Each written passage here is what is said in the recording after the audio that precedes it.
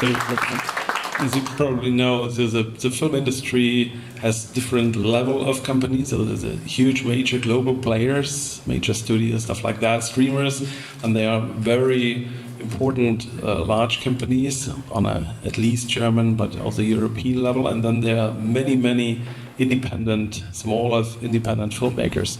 And nowadays, the independent filmmakers, they need some kind of partners on this big level, and we're very thankful to have Leonine Studios as such a very great and sustainable partner for the whole film industry, and we're proud to have you at Munich. Thank you. Still Berlin here. And Berlin, obviously, and a little bit of We're Paris. also in Berlin. We also have office here. Okay. So, Max, you achieved great success with latest movies and stuff on streaming, but also still on the cinema. But you're very deep into AI already. So, can you let us a little bit know more, look a little bit into your experience regarding AI and especially in the film creating industry? Well, yes. For us as a company, to some extent, conquering new path was always defining the DNA of our company, as we were the first ones to produce for Penny TV here in Germany and the first ones to produce for Netflix in Germany with Dark back then. So we always felt that discovering new areas in the business is something that helps us as a company to grow. So I must admit I was always on the tech side of things, and always very interesting. Actually, I learned coding before I learned filmmaking, so that's quite some time ago. Back to the C64 or so times, like that. Do you remember Bubble still at C or whatever?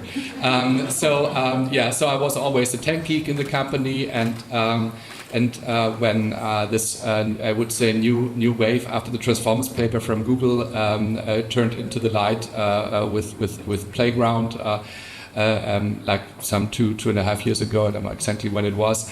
I think it was pretty clear that we are facing something completely different now. I think it had to do with two critical resources that came to a critical point, data and algorithms, and also three resources and also compute. And this led to a point where the generative AI models started to produce outputs that were really usable for a couple of use cases. So that was the point when I started to drive the AI efforts in our company, and there was a lot of work to do at the first at the beginning to just create some kind of an AI-friendly atmosphere and just to see the opportunities. So what I really like is, when I started talking about this topic like 2 years ago, there was practically nobody in the room. Nobody was really interested in the AI topic, and now there's so much attention and so much interest in it.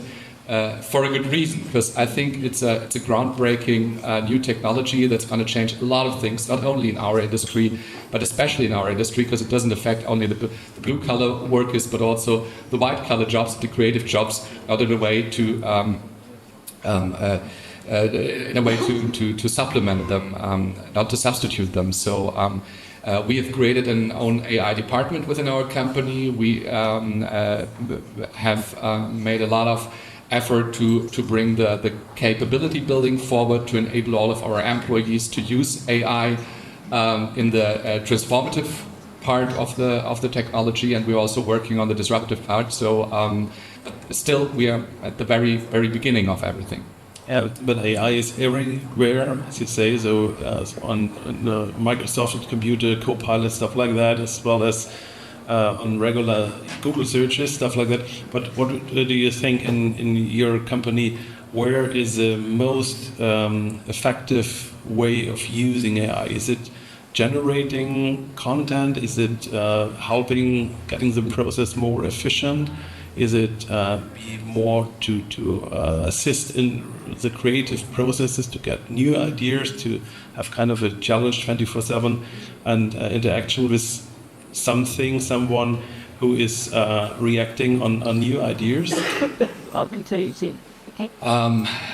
would say I would differentiate maybe between what are the practical use cases right now and what's prospectively possible. So we have seen some insight today what's prospectively possible when it comes to define a complete new way of creating audiovisual content. So that's the disruptive part of the business, and that's going to change a lot. But that's not where we are yet when it comes to deliver productions to the customers, to the viewers. Right now, it makes a difference more and more in every stage of creating audiovisual productions in the whole work with screenwriters, pre-visualization. It can be an inspiring source for concept art, for costumes. For like everything, it takes the role of a buddy, but still needs the human lead. So I would describe it like that. But the most exciting thing is that it's not like one person in our company thinks about what could be the use case and tells it to the employees. But we just give our employees the tools, and they come back and invent use cases that we have never came up to our minds. So the most interesting thing is what happens if you give those tools to the people, and that's what I'm trying to foster within our company. That's great. That's where I would like to actually. That's exactly the reason where I would disagree with you when it comes to delivering stories to the masses, because we're seeing like movements going into a certain direction where that is outside of the traditional industry, that uses new distribution methods and tries to arrive at an audience that is not reached right now by traditional media. So there are certain avenues that are opening up right now. So I think, sure, if you want to see the German film industry as this system where you want to integrate AI, these use cases are definitely there. But I think what's way more interesting or exciting is when you look beyond that. If you get my point. I totally get your point, and I wouldn't disagree at all. I would say that it's happening in parallel. It's happening to some extent in the shadow, but at some point it will go into the light, and that's gonna happen faster than many of the established players would anticipate, and that's the interesting time that we are in right now. So there's a wonderful book. I recommended it already to you, and I think you read it. The Innovator's Dilemma. It's kind of one of the Bibles in Silicon Valley, and they describe it pretty well. They are 2 or 3 Harvard scientists that did a lot of research of the progress of technological innovation within the past 500 years, and why very, very often, pretty much always, happens that old established players it never worked out for them to catch up with disruptive technologies. It was always, most times, new players in the market, because you don't see these technologies. You sometimes think it's not relevant, and once it gets relevant, the acceleration is so fast that you can't catch up anymore. And I think that's kind of the stage we're in right now. Yeah, and absolutely. Let Verena come in. Oh, sorry, please. Yeah. I'm just listening. This is great. Yes. When you're in the US, quite close to the old established IT companies, what do you think? Is that the same system? So we don't believe in AI at all because we control everything anyways? Yeah. Well, in November we had a lot of meetings with studios, and that was very interesting. They were like, "Oh no, we're not using it." And then I talked to people that I knew at the studios, and they're like, "Can't talk about it." But it takes them much longer to implement it because they have processes. They have to adhere to certain rules. Now, a company that's just forming, or a company that has always been forward thinking, like your company, it's much easier to be agile and just adapt and try things out and put them out, other than a studio that's there's so many roles and so many departments it has to go through to get approved. So that's one thing. So they are slower, definitely. I just had a meeting with some ex-Disney folks and Lucasfilm, and they're creating new companies, because they're like, this is so rigid, we need to jump on this, so we're gonna just band together and create something new.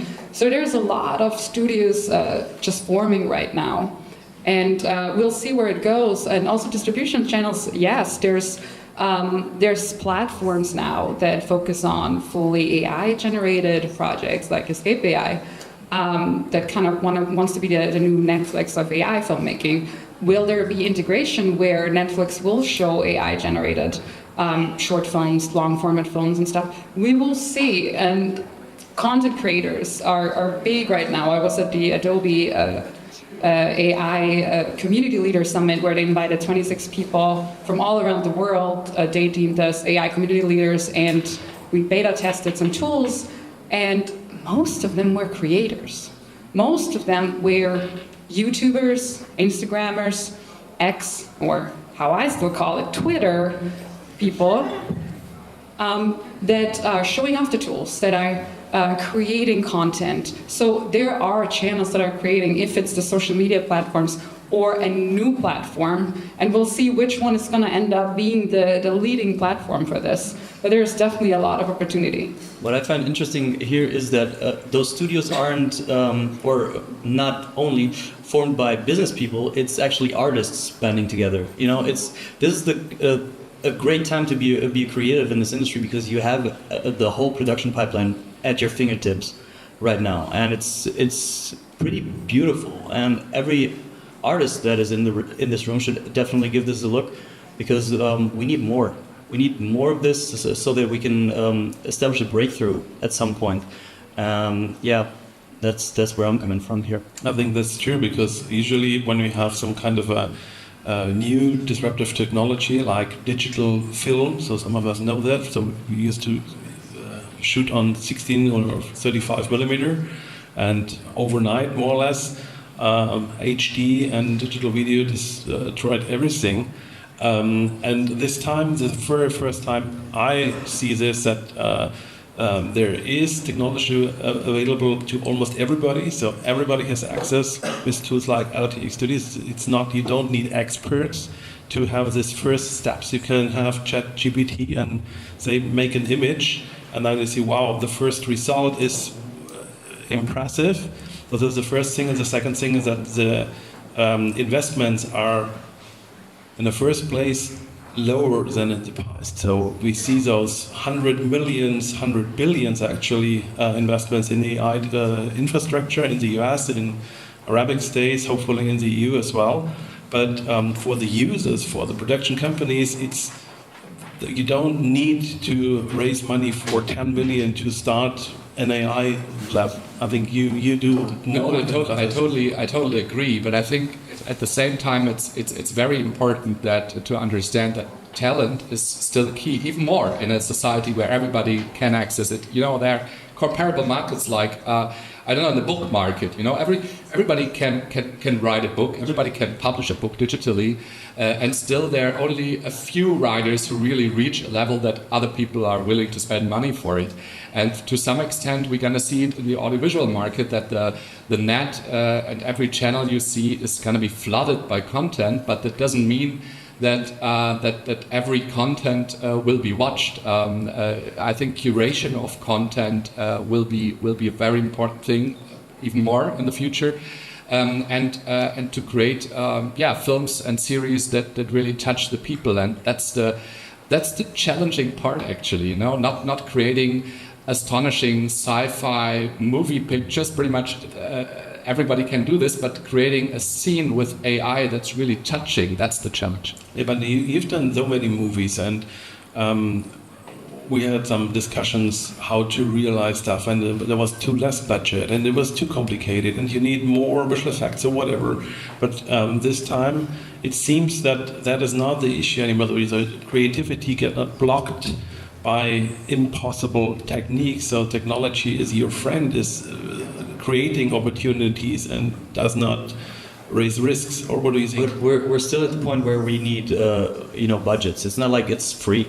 You know, that's the thing. So a certain business mindset is definitely important in all of this. And you talked about the book already. The key strategy for established companies in this book to tackle this disruption was to actually what Storybook Studios did, which was perfect. They grew out of an existing company in the traditional industry, and they started what's it called?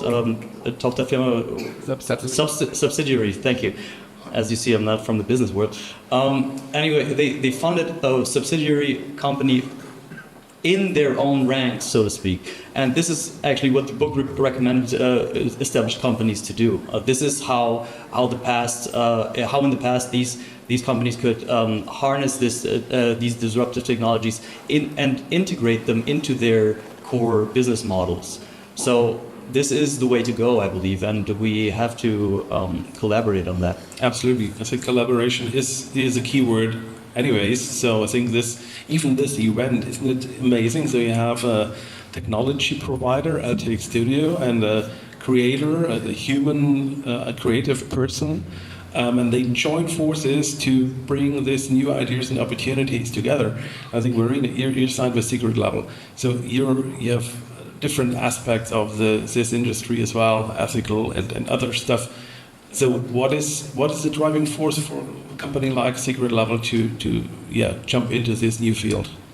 Well, Secret Level was originally a commercial agency, and they actually just recently, yesterday, I got a phone call. They're changing it up, so they open it up to all kind of narrative and scripted, and are not going to be an agency anymore, but more of a studio, which is a lot of the agencies and studio or production companies that you're seeing or that are newly forming are becoming these like studios now. So they can come with a heavy background of having a lot of clients, a lot of brands, a lot of musicians that they know and they've worked with. So a lot of that comes, into the new projects that we're doing. And then as much as I think our hearts are with narrative, we all grew up and wanted to tell story. As much as commercials pay the bills, there's only so much you can tell with a commercial. We all grew up and wanted to dive into a different world and maybe make the world a little bit of a better place. And I feel like Secret Level does that, I do that personally, Adrian does that, Max does that, and Storybooks, where are you, Sebastian?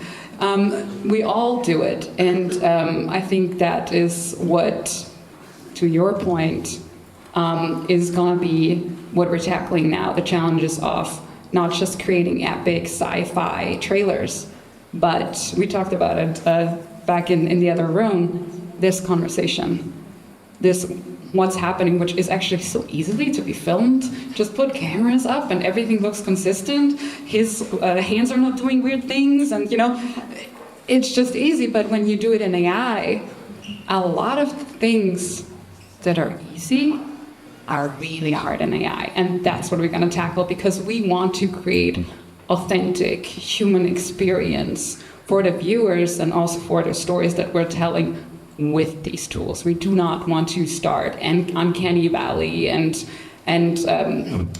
only explore huge ideas without heart. Huge ideas are great, though. Don't get in trouble. And sci-fi also. Some Star Wars. Yeah, but maybe commercials is easier to get into this system because they're shorter, they're not so also continuity stuff. Commercials are the early adopters. I'm gonna say something. Please don't post this, but commercials and porn has always been at the forefront of technology. And military. Okay, and military. So these three. So of course they are early adopters, always. Death, money, and sex. There you go. Mic drop. Take it back. Nevertheless, so when we talk about an idea, when I picture a table, simple table, so then we're gonna have 150 different tables because everybody pictures his own table, his vision of a table, and the table has no interaction, has no character development, it's just a table. Though when you talk about feature films, TV movies with 90 minutes plus, the decision basis of millions of budget is black letters on white paper. So with AI, you can really jump over that and say, okay, we're talking about an audiovisual, an artistic, an interactive story, an idea, and whatever the tool is at the end, gaming maybe as well, but especially for film and TV. And it's so super easy to jump over the black letters situation into a previous situation and to think, really, will this film work? Is this a consistent idea? A little bit like Ed Catmull with Creativity Inc. as a book, I think, that just pitched another book. But we're selling books here, Ed. That's what we. Thanks. This is a bookstore next door. Getting a percentage or something? Yeah, we do. Yeah. So, but isn't it a great tool, especially for a big studio, for a big production company? We have so many. I think it's like in every bigger house that you oversee the production, obviously, but to get the green light for multi-million investments, isn't it easier to have a different aspect of a project through AI?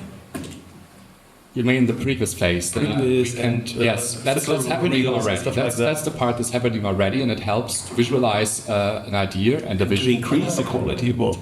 Yes, definitely. But the big leap will be the switch from previous to real GenAI created productions. And that's what we just said. The things that appear to be complicated are pretty easy sometimes. The things that appear to be easy are pretty complicated compared to the classic way of filmmaking. Creating a starship, no problem. Creating a scene of a couple that's fighting on the kitchen table, really a big problem. So that's the one who will master the kitchen scene is the one who will unlock this potential. Absolutely, but just to stick with the old way of making films, so that what you see later on screen, I think it's easier to create a very good film based on a good previs instead of a very good screenplay, isn't it? Yes, and it helps people who don't have this sense of imagination to get a better idea of what you're planning. And as a film producer, you're constantly selling things that are not there already, so you need trust, and sometimes previous will help. Like broadcaster commissioners, for example. So. Let's not hate on anyone. Also, some producers. Yeah, obviously. When you work on the classical feature film, especially in the indie market, you have so many decision makers at the table, so many people working together, and they picture different tables. That's the problem most of the time, including everything, also the contracts. So I'm working more on the management and executive end. So for us, inter-party agreements are essential in co-productions because then everybody has to commit to one paper, and it's a paper, and AI helps us there a lot because you have so many independent links, and I think on the creativity world it's more or less the same. I just wanted to say that with AI you can create so many tables now. Exactly, and even a table and then many other tables around that table. Now we're going meta. Definitely, I love that.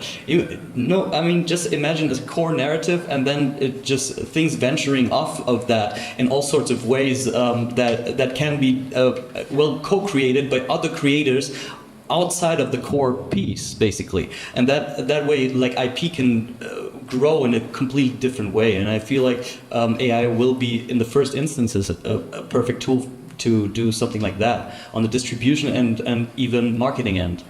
Good point. So where do you see AI on the distribution end? So I know Netflix invested a lot of money into Roblox, others looking into metaverse and other stuff. So corporate classical industry is looking into straight connection to their client base through influencers, stuff like that. So there are so many different ways of distribution, and you don't need this technology owner like a streamer or broadcaster or a cinema owner or whoever to bring your idea to your client. where do you see distribution in the AI field? Well, from a technological point of view, it has often enough been that if you create a new media, new ways of distribution create with this new media. So there are some first attempts, like Showrunner, for instance, a platform that offers you IP and you can create your own stories with this IP. These are the guys behind the South Park episode, by the way. We have to see, at the very end, everything has to be thought from a consumer perspective. If there's really a consumer demand for this, from the very origin of storytelling, it's actually I think it's a campfire experience. Somebody tells you a story and you just want to listen. I'm not so sure about all these interactive ideas. If people really want to create their own stories and always be in the driver's seat, if they don't want to just be entertained, but that's something we will have to find out. Well, the campfire has shifted. It's not a real campfire. It's a digital campfire now, and it happens on X. It happens on all sorts of platforms that are out there, where people are forming communities around the things they love. So I believe that community aspect will be super important now more than ever, actually. Yeah. Also, Discord is one of the platforms that has so many AI communities and festivals. There's so many AI festivals are popping up right now. So if you're curious, just see what festivals are out there and go there. And I feel like we're still figuring out what the distribution will be. But because there's so much money coming from tech and there's so much interest from everyone and studios are forming, there will be distribution, 100%. I believe that if a story or a piece of entertainment exists, then there's automatically an audience for it, because the creator is not in a vacuum. It will be relevant just by its mere existence. So the question is, how do we reach the people who this will be relevant for? And I believe that AI is also here a solution for that.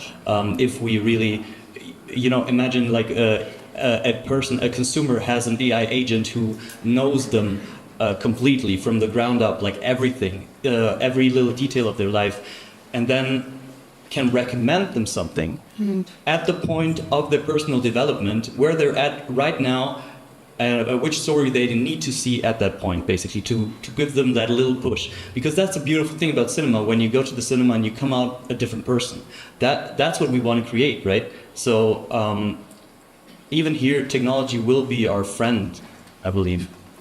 But is it so? At the moment, technology comes from either the US or from China, in my perspective, at the moment, especially in the China, definitely. Exactly. Most of the tools in China are so much better. We're getting political here. No, not particularly political. Just tools. Do we have the chance to have a European version or initiative really following on that one? Is there something, or does it matter? Honestly, I think we should ask the audience, because there's for sure some people in the audience that can move the needle forward to create that movement towards AI, for sure. So I think this is exactly the group of people that we need to talk to in order to push it. So then. Are you having something to No, I think there have been some efforts recently, the past days at the AI summit in Paris. Macron announced, I think, 110 billion package facing the 500 billion package from the US in AI.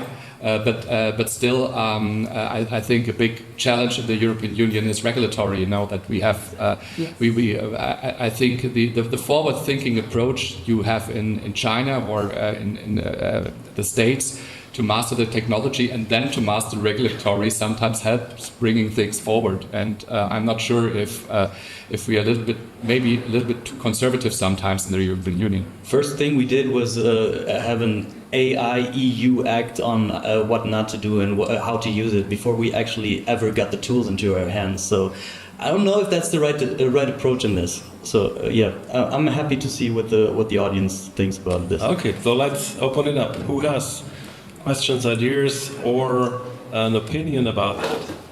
So yeah, Okay. Well, thank you. we have how do the work with this? We're doing the door. Yeah. So let's have this one first. Oh, Oh, yeah. thank you.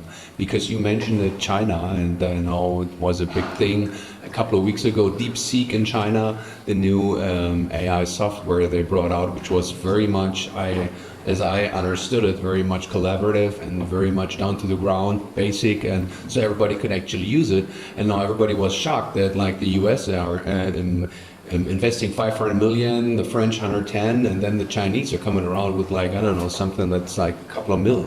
So my question is, do you actually, with this new software, is it a proof that the business can actually be cheaper and available for everybody, or was it just a hoax?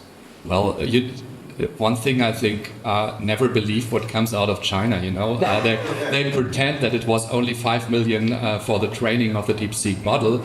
They were setting up on the reasoning papers that have been published by OpenAI more than half a year before.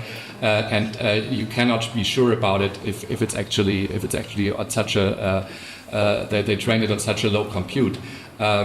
And I think it's also important to understand that, I don't know, try to have a chat with DeepSeek about Taiwan. You won't get an answer. Or Tiananmen Square. But then again, Yeah. you know, we're always blind to the Western propaganda too. You know, I think we have the same thing. We don't realize it because we're in that bubble. What I think here is interesting in this arms race between the East and the West, that we're challenged on our own perspective on the world itself. You know, I mean, every perspective is very limited. That's like per se the definition of perspective.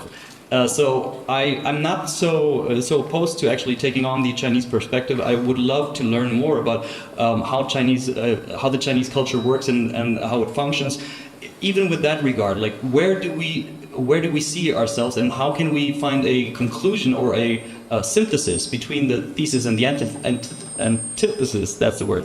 But can we come together as humanity and not only the East versus the West? This is getting boring so hard. I want to get all of us together because we're sharing this planet, and this AI revolution could lead into a new direction where we could actually understand each other for the first time. And I don't even mean languages. I mean ideology, culture, all of that. Again, we've got a second question. Okay, regarding the Chinese AI and also the approach on different continents in Europe and the USA. First of all, my name is Albert Gutmann. I'm a lawyer and I'm actually want to specialize on AI and media. And I'm working currently on my master thesis here in Berlin, but in the university in Amsterdam. And there are a lot of beautiful scientific articles about all of this, and it's changing like constantly. My topic is actually like changing every week. And yesterday I had a very good conversation with Verena, and she really like opened a little bit my eyes a little bit more, because she was like saying, as she said also in her talk, we have to be adaptable. And when I told her about my thesis, she was like, oh, you're gonna change your mind so often. And it's really true. And so at the end of the day, I also right now I was thinking constantly about the thing that we have like two interests. We have on the one side like the creatives, and on the other side and the innovation, and maybe the protection also of creatives. So that's for now my opinion, but let's see what's gonna happen after this day. I think me and Adrian we're gonna talk about it. We already talked about it, and yeah. I know your opinion. Well, first of all, it's great that your mind is so open that you can change it every 5 minutes. I love that. It's very important, especially now in these fast times where every a new piece of information is around the corner all the time. But what I find interesting here, I talked about different perspective with East versus West, but you're right. The European perspective is a unique one, so this could be maybe the bridge between one and the other. So if we manage to do it right, because I don't know, just bridging something isn't enough. You also have to, you have to have your pillars in the ground so that bridge won't break. So I think it's kind of in the middle of both. We may not overregulate and keep us from actually creating. On top of that, what you said about, may I just take it for, again, sorry. On top of that, what you said about collaboration between tech companies and artists, this is already happening. We're like most artists in the field, the leading artists are in creative partnership programs with different tools, with different companies, and we get to use these tools for free and actually create and see and give feedback on what works, what doesn't work. And the best companies in the field actually have the strongest creative partnership programs. And this is something that is happening in China now too. Like we have more and more Chinese companies doing the same thing. So there's already some kind of synthesis happening here on both ends. I would just add that I think it's a good thing that we have regulation in Europe, and I wouldn't want to live in another part of the world, to be honest. I think when it comes to regulation, it's important to have effective regulation, and this regulation has to bring innovation forward. So, for instance, if there's a job that a robot can do or an AI that a human does right now, I think we should enable the system that the job gets replaced. But we should distribute those productivity gains amongst the people, make the cake bigger and divide the pieces fairly. Because every other aspect at first won't last long and will bring us not on the forefront of this technological development, but you can never stop technological development. There has been, I don't know, when there has been the invasion of elevators, there was an elevator operator in every elevator at the beginning, and then at some point they constructed automatic elevator. And the elevator operators went on the streets and said, okay, we need a law that in every elevator we need an elevator operator.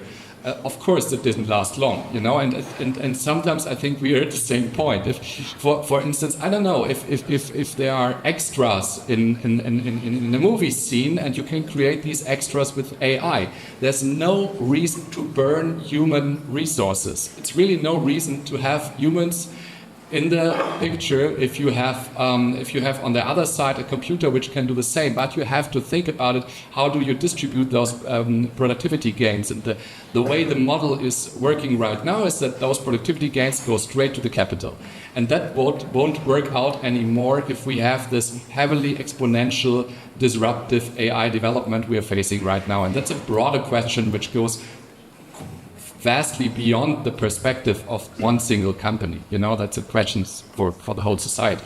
Very good final words. So we're at the end of the time, and we're going to have networking opportunities. Thank you especially to Adrian, and obviously beyond an LTX studio to have the whole event here at the bunker. And then we'll hand over. I'm sure. I say goodbye at this stage, and I'm happy to connect as well on LinkedIn. My name is Markus Vogelbacher from NZAnet. Thank you, guys. Thank you.